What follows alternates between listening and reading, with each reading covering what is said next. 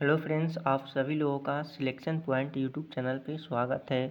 तो आज की इस वीडियो में हम रेलवे सामान्य विज्ञान के कुछ प्रैक्टिस सेट से कुछ क्वेश्चन करने वाले हैं, जो कि आने वाले आरआरबी रेलवे ग्रुप डी में बहुत ही फ़ायदेमंद होने वाले हैं। तो आज का हमारा सबसे पहला क्वेश्चन है, रबर के संश्लेषण में निम्नलिखित का प्रयोग किया जाता है। जो हमारा रबर होता है उसको संश्लेषित किससे किया जाता है? तो इसका आंसर हो जाएगा आइसोप्रीन से किया जाता है। आइसोप्रीन से किया जाता है।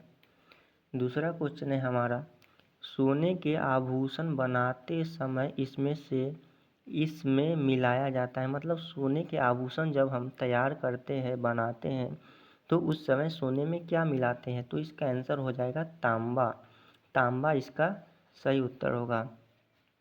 हमारा अगला क्वेश्चन है, नायलॉन बनाने में प्रयुक्त कच्चा पदार्थ क्या है? जो हमारा नायलॉन बनता है वो किस कच्चे पदार्थ से बना जाता है? तो वह एडीपिक अम्ल से बना होता है। नायलॉन किस कच्चा पदार्थ से बना होता है? तो एडीपिक अम्ल से बना होता है।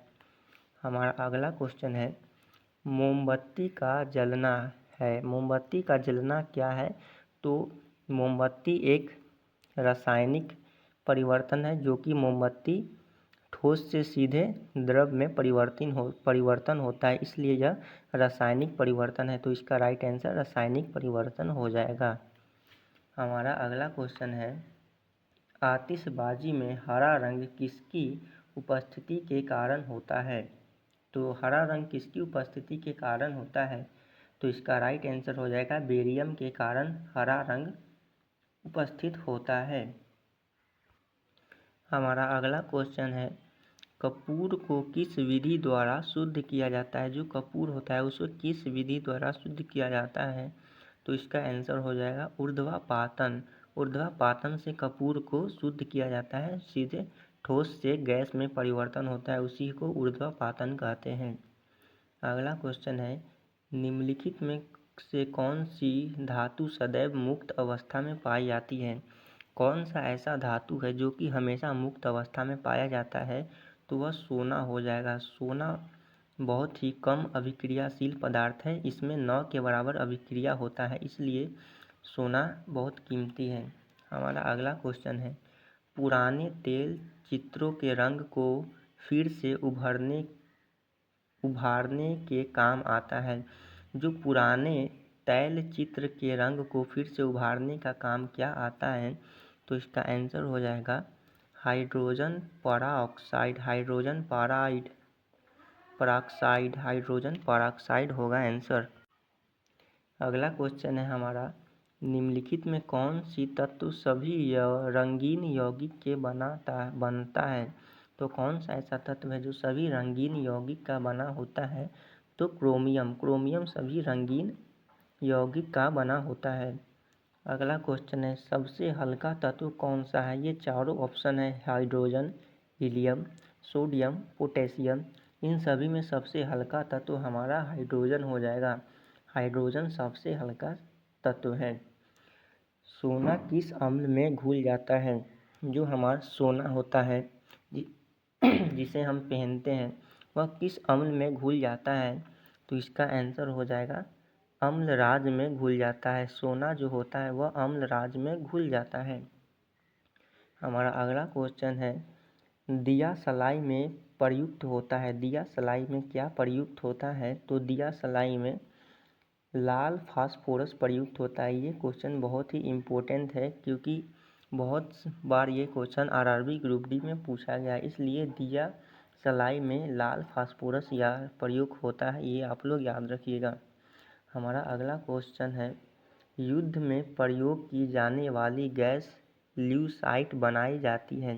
जो युद्ध में प्रयोग होता है गैस ल्यूसाइट, वह किसका बना होता है? तो यह एसिटिलीन से बना होता है।